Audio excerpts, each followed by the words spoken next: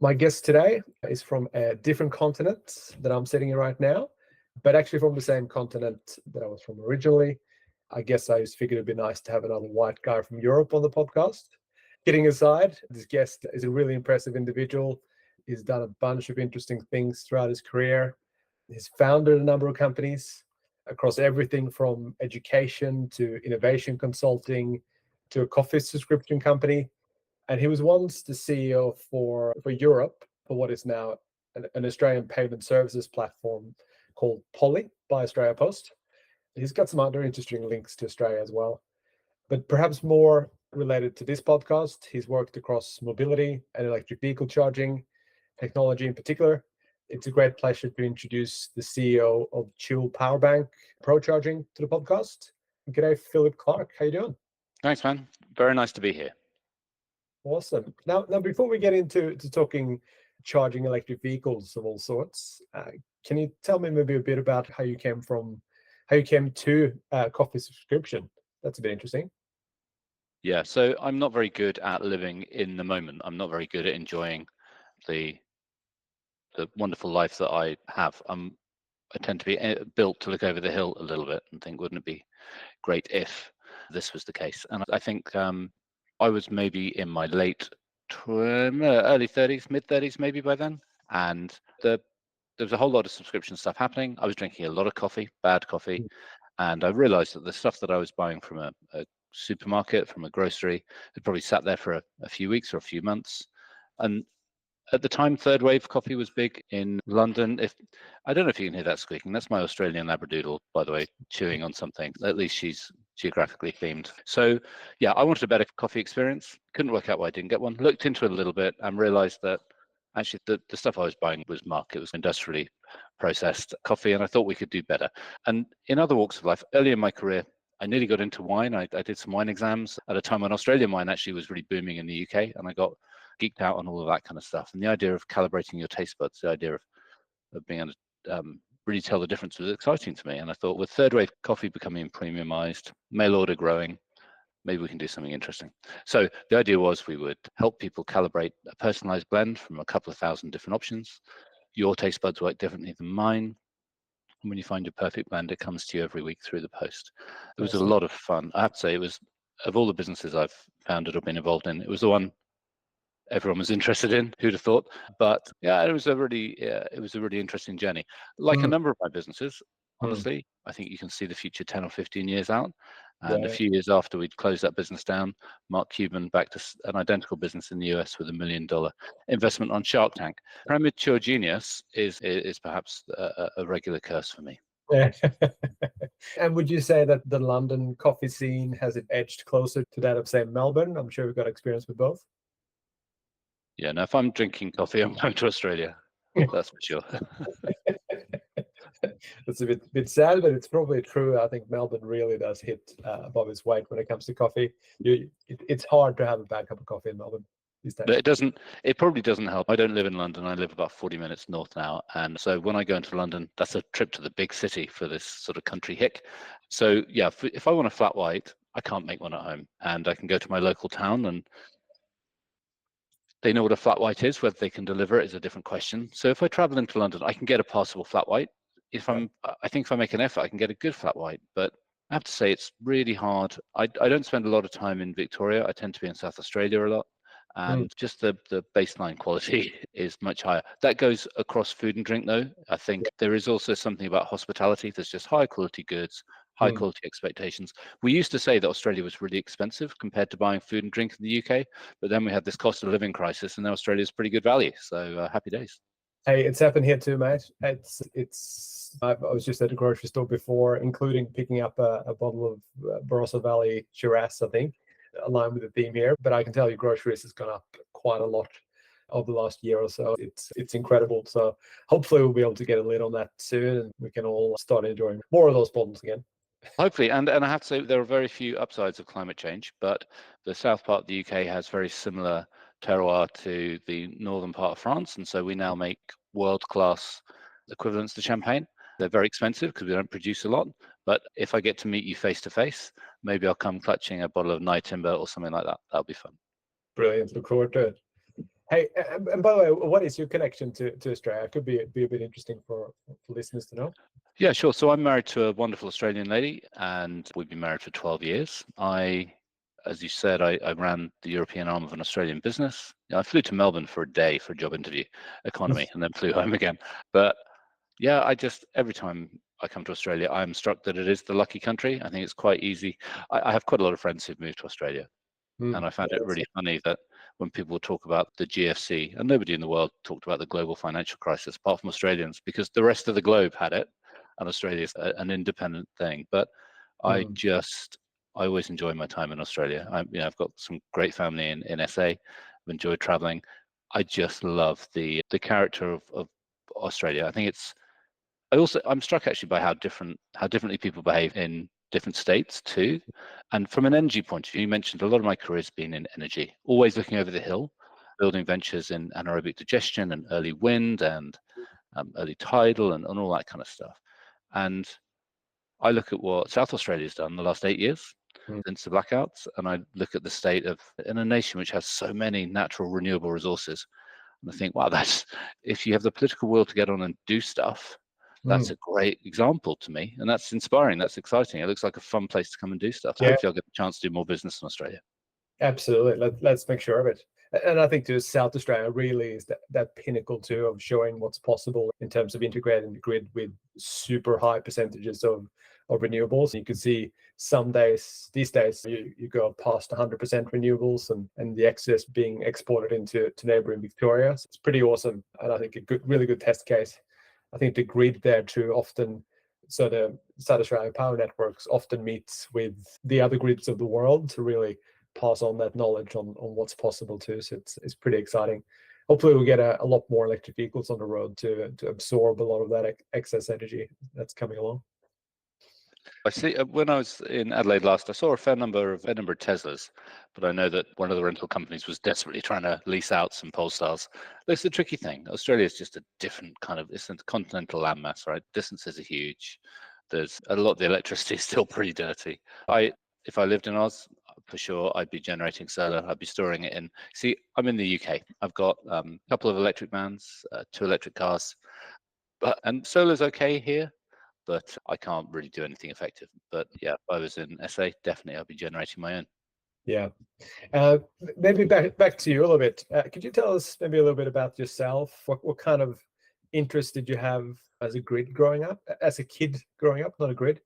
Did you have any particular sort of dreams about what you wanted to become when you became an adult back Yeah, then? honestly, it's really boring. I was really into cars as a kid. I'm still into cars now, and I was that very annoying kid that would go to a car show or a car retailer, and my dad would ask how much the leather upholstery was, and they'd say, and I'd correct them because I'd absorbed the brochure, and I knew every fact and figure from the back of the car magazines and all that kind of stuff. I loved it, and I also doodled all the time. I drew cars all the time, and actually, I I would have loved to have gone to the Royal College of Art and done the industrial design in automotive course. I'd have loved to have been a car designer.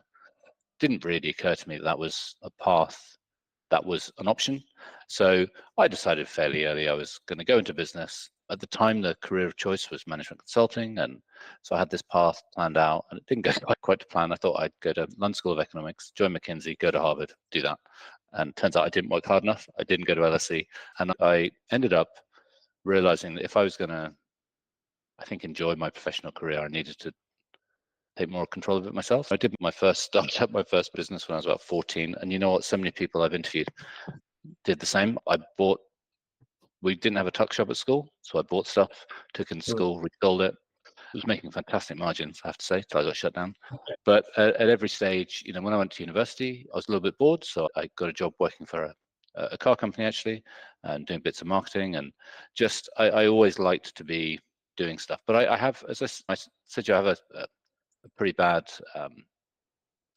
kind of lack of gratitude for how wonderful my world is and my life is, and so I'm always looking over the hill, and that broadly means that professionally, excuse me, professionally, my head's 10 or 15 years out, and I think in a lot of these industries, particularly regulated industries, we can see the direction of change societally, we can see it technologically, we can see how business models are going to evolve, and it's infuriating to be able to see it, touch it, taste it, maybe trial it, and then to have to wait so long for it to catch on. I don't know if you can hear my dog barking. Sorry about that. Well, The just a bit. I think it's clearing out most of the noise. It's fine.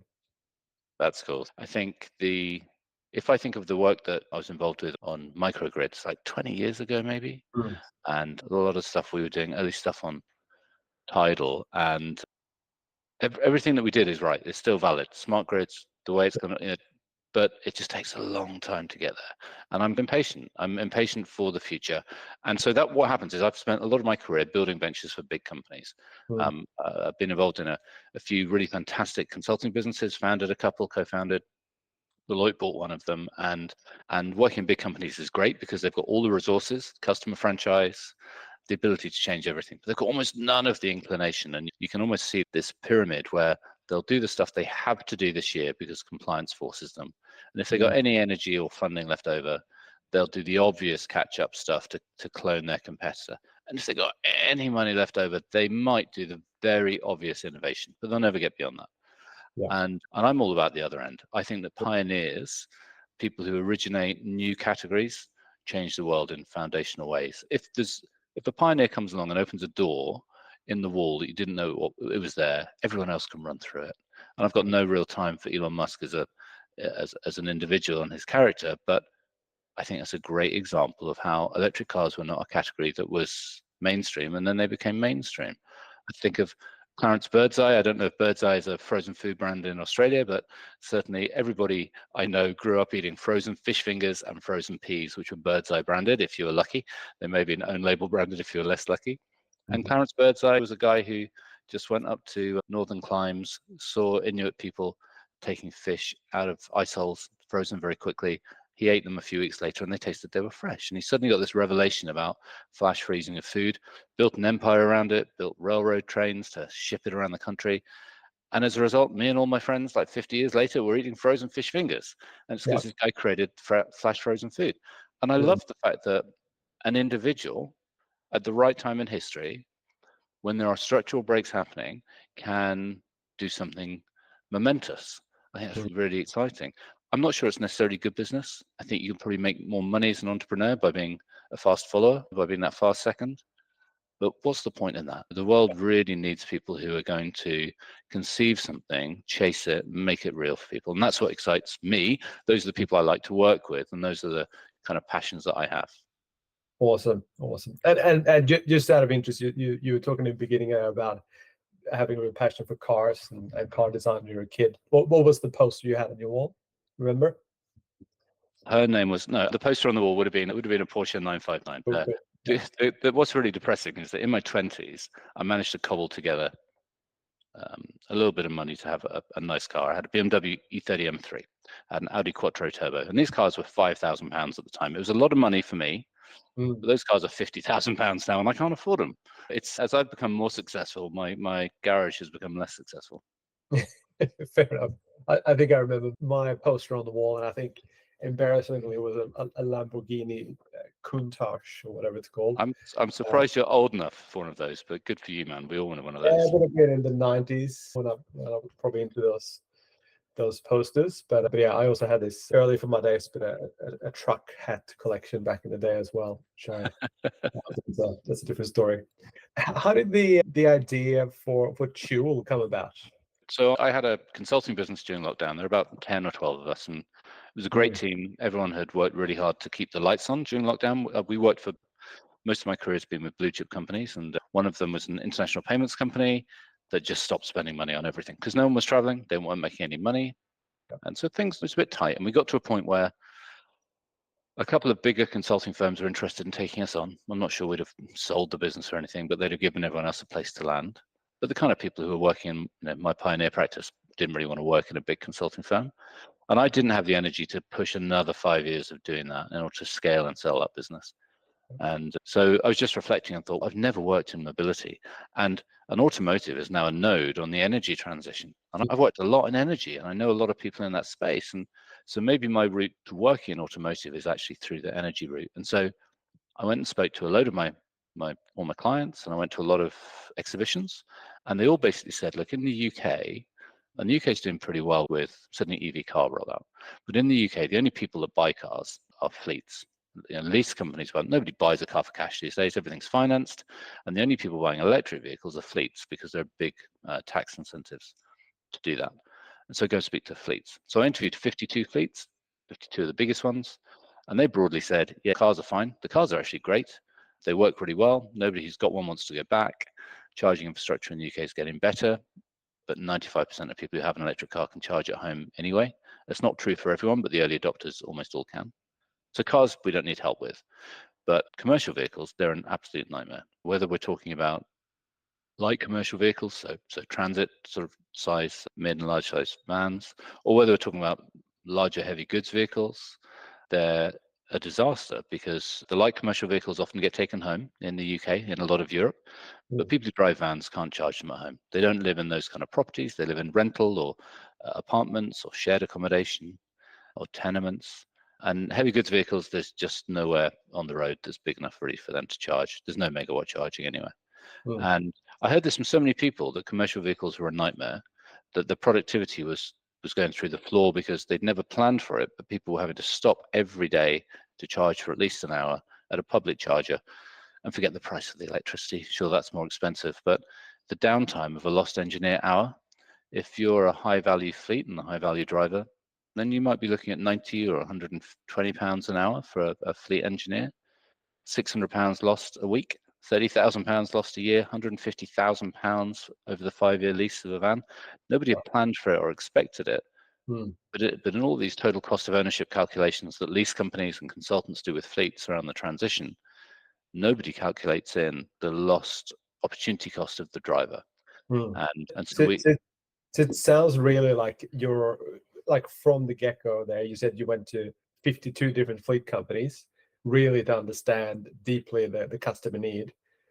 Is that where you think it's really important to understand what the fundamental underlying problems or barriers are to get into a space like that? Oh, I see. Yeah, look, I have to do something because I'm not an engineer, so I've got no real skills. But yeah, it's fair to say one of the firms that I co-founded, a firm called Market Gravity, was a real leader in London on customer-centered design.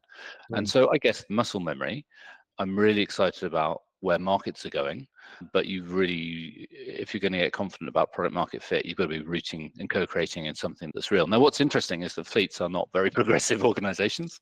And so it's quite easy if you, and in fact, consumers on the whole aren't very progressive, right? If you don't know what's coming, you don't go and ask people because they just look out the window. So you've got to be able to reach beyond it. But I guess it's a sector that I hadn't worked in. I didn't know the dynamics. If you're running a fleet that spends 30, 40, 50 million pounds a year on vehicles and fuel, then yeah, you got to, I'm not an insider, but you got to have empathy. And then you want to go back to it and test stuff. And so we've been really lucky. We've been running TUAL for a couple of years now. I incubated it within a consulting business and then we span it out and got a bit of investment. And we've had great relationships with fleets. We've been co-creating with fleets. Last year, we ran some trials with DPD, which is part of Geopost, which is part of Post France, big European delivery network.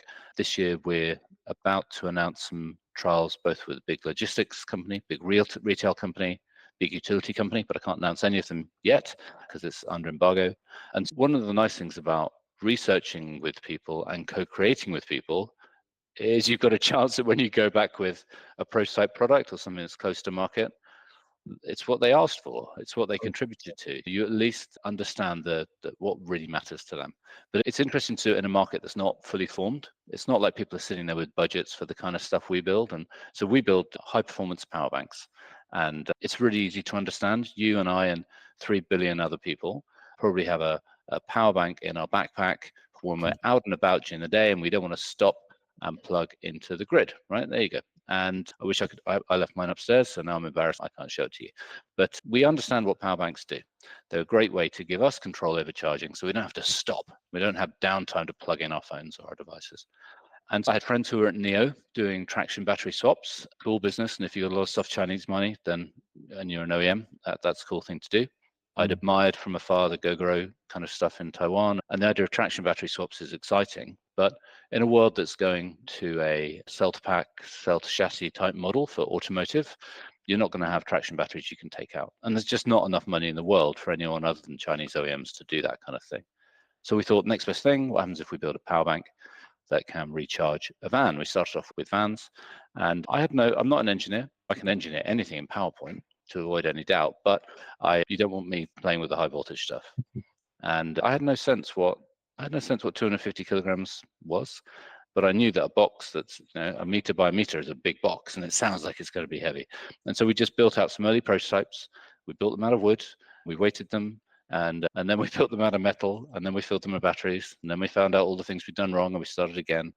And so we've been doing this for 2 years. And we're now in a place where we have a really credible product. We're still pre-production. We're still hand assembling, but to a production grade. We've been fortunate enough to work with a number of OEMs, because guess what? If you're under a very heavy mandate, and in the UK and across Europe, there are very strong penalties for not manufacturing electric vehicles. Like we're talking between £9,000 and £15,000 fine per vehicle that should be electric, but it's actually diesel. So those OEMs are very concerned. Now, or is that coming soon? Those kind of This year in the UK, we've got rid of a lot of the demand side stuff on commercial vehicles. So you can still sell ICE vehicles till 2035 at the moment on the van side. They're bringing it back to 2030 for cars. But from a manufacturer side and the supply side, this year, 10% of vans sold in the UK have to be electric. So if you're a manufacturer, for every 9 diesel or petrol you sell, you have to sell 1 electric. Next year, 16%, then 22%. And by 2030, actually, 70% of the vehicles sold have to be, I don't think the regulation says electric. I think it says zero emission. But all my friends in hydrogen, get on with it. Go find some green hydrogen, save the world that way. Let's see how it goes. I'm a big believer that we're going to get there with renewable electricity. And the UK is doing pretty well on renewable supply of electricity. We're bumping up about 50%. We've got a huge amount more potential. So we've got a good energy supply. So now having big power banks to either range extend vehicles, because that's one of the concerns. We can make a van go twice as far. So a standard e-transit does 130 miles. Ours does 260. Or if you want to give it to one of the many drivers who takes the van home and can't charge there, they can park on the street. They can park in a car park. While they're sleeping, their van charges up from the inside, just like your phone charges up from its power bank. And so that's what we built the business around. We built it around a more compelling business case for fleets, so that they could use the platforms that are available to them from the big OEMs, but make them go further and solve that problem of overnight charge. But then people started asking us for, when you start building something, people come out the woodwork and they maybe don't buy the thing you want to sell them. They ask, could it do this too? And the truth is that if we're going to put renewables everywhere, we're going to have power banks to do it. We're not going to get the grid everywhere, more especially in Australia and New Zealand. People started saying, look, we'd love to put one of these in our roadside assistance vehicle so that we can juice up a turtle Tesla, get him off the highway, get him to safety quickly. And you know what? Absolutely, we can do that. And so we're in negotiations with a big fleet for that at the moment. We get people, one of the most interesting things actually, a lot of the UK's got lots of failing infrastructure. It was great infrastructure when the Victorians built it, but quite a lot of it's quite old now. Our electricity infrastructure is okay, but a lot of the sites where people want to depot charge overnight, about a third of vehicles do get depot charged overnight. A lot of those sites don't have headroom to allow them to charge up overnight. And so when you make a request to your energy supply provider, your distribution network operator, they might take a few years to upgrade your site, and it might cost a few £1,000,000. And so that's horrendous. And so if we take our power bank out of the van, because our power bank is a high performance battery and a high power DC charger, all integrated, nice and lightweight, ruggedized. If you take it out of the van and put it on a depot, plug it in, suddenly we can soak up all of that nice electricity that's coming in during the day, maybe from solar. But when they don't need it, and it's there to provide a really nice fast charge when they do need it. And that's sometimes useful for people who run urban depots, logistics companies. We have a number of utilities and emergency organizations who really want to electrify in the Highlands and Islands of Scotland or in North Wales, but the sites that they need to charge at have very marginal electricity supply. If we put a boost charger on those sites, they can trickle charge up, and then when the police car turns up and the utility van turns up, they can get charged, opportunity charge in 45 minutes. So again, we think that current infrastructure can achieve a huge amount more than people expect. We just need to use power banks to move the energy to the place we want it, so we can consume it at the right time and in the right place. Yep, absolutely. No, it makes a lot of sense. And I think too, like the fact that even for those companies that might operate a lot of commercial vans and that type of vehicles, most of the time will have a fairly distributed workforce across those cities in which they operate too. So the fact that people may have to go to a particular place to pick up their truck in the morning or their van in the morning, that's also time wasted and spent where it could otherwise be spent with family, or it might cost money for the company to get the person there. So there's a lot of money to be saved, and I think a lot of energy to be moved. That's for sure. It's exciting to hear that there's so many different. I guess the beauty of being a smaller company that's able to move a little bit based on where what the customer needs has its advantages, right? It When you does do have get those requests. it does have advantage. Look, speak to my investors. They would Mm. much prefer I build one thing, build lots of it, make good margin from it before I move on to the next one. But Yeah. we're in a market that's facing lots of interesting headwinds. Political directions do move around. Europe Mm. as a whole is moving into a more skeptical view on net zero. So quite a lot of countries put out really ambitious targets, and a lot of them are stepping back from them now, Mm. honestly. And so as a result, that gives manufacturers an excuse to step back. There are quite a lot of brands who committed to being all electric by 2030. Volvo is a good example, and now they've said they're not going to do that. And so we think it's incumbent on us to step in and use the technology that we've developed, which has been Mm. hard to develop, and it's really great, and it's built to an OEM standard. We Mm. want to do that to give people confidence. And the business case still stacks up really well. But the truth is, if a lot of the people we know running fleets, they got a lot to do. They got a few thousand vehicles. Most of them are ICE today. They're trying to manage a change project without a whole lot of resource. Mm. So actually, the more we can evidence through case studies, the more thought leadership we can bring to bear, Yeah. the better. But more than anything, we talked about the kind of the political will in SA. One of the things that strikes me every time I'm here in the UK. So I'm based in the south part, outside London, not far from Oxford, but we engineer in Paisley, which is near Glasgow Airport in Scotland. Mm. And because Glasgow hosted COP26 3 or 4 years ago, the Scottish government, which of course has recently been a coalition with the Greens, made lots of commitments and put a lot of stuff into action. If you look at what Police Scotland is doing, they've built their own virtual private charging network, and they're in phenomenal shape. If you look at what the bus infrastructure is doing, fantastic. And actually, you compare it to most people in the UK live in England. You compare it to what's happening in England, and it's really patchy. And I think it's a great example of what a committed political leadership can do if they Mm. decide it's important, and Yeah. if it's one of the things they want to be known for. And I think that's again what, SA is a smaller state, and I think and they had a real problem, like a massive problem. And Mm.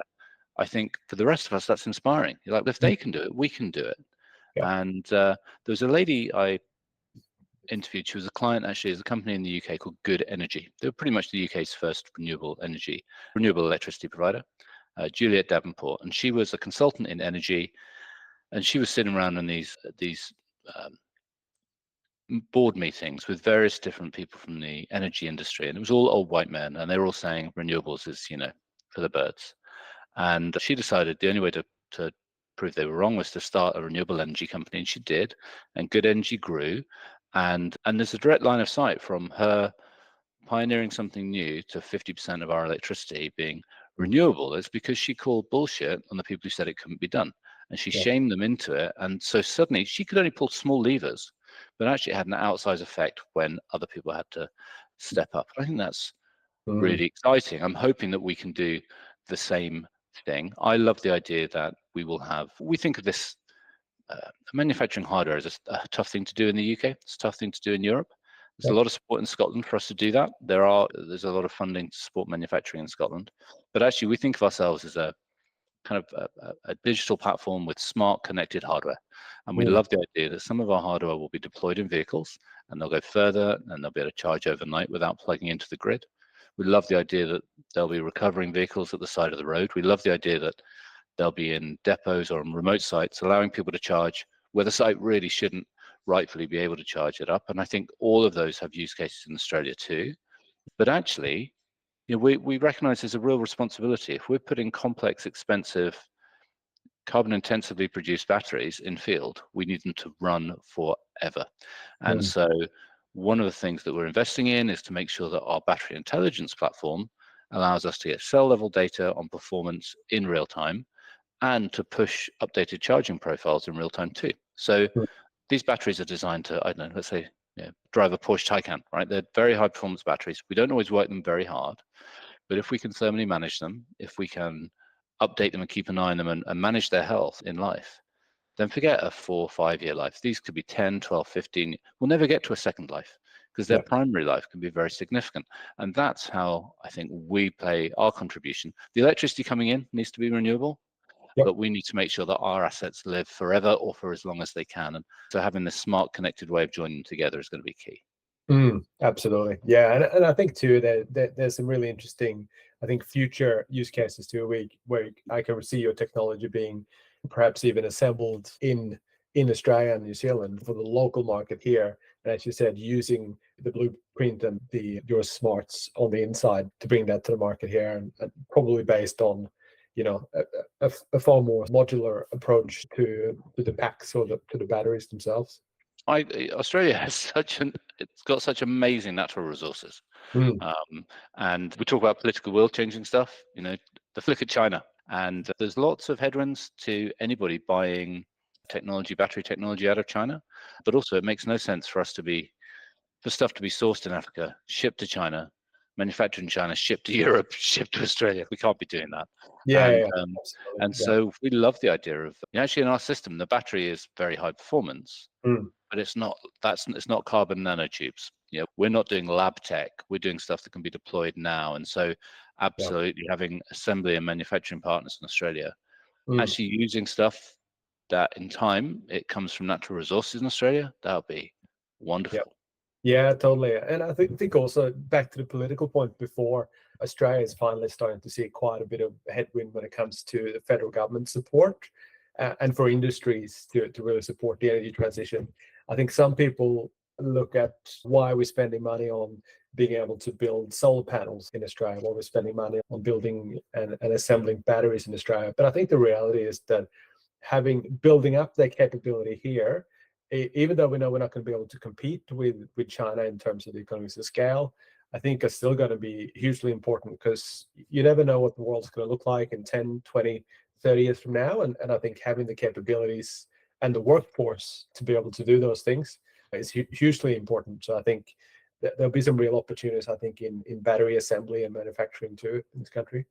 Yeah, look, and I think Australia's done pretty well out of extractive industries, and there's a carbon price to pay for that.